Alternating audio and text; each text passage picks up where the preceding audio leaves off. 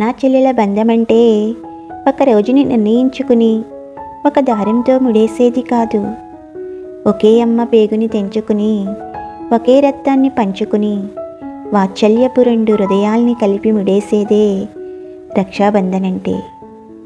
కష్టం వచ్చిన వేళ కన్నీటిని తుడిచే అన్న ఉన్నాడు అనే ధైర్యమే రక్షాబంధనంటే. జీవిత పయనంలో నష్టాలు ఎదురయ్యి అలసిపోయిన వేళ అమ్మ తర్వాత మరో అమ్మలా ఆదుకునే చెల్లి ఉంది అనే నమ్మకమే రక్షాబంధనంటే. ఇంకా చెప్పాలంటే అన్న అనే ఆప్యాయత పిలుపులోనూ ఆదుకునే గుణంలోనూ కుల మతాలకు అతీతమైనది రక్షాబంధనంటే. అనురాగాలకు అర్థం చెప్పి అమ్మలా ప్రేమను పంచే చెల్లి ఉన్న అన్నయ్యకి ప్రతిరోజు రక్షాబంధన్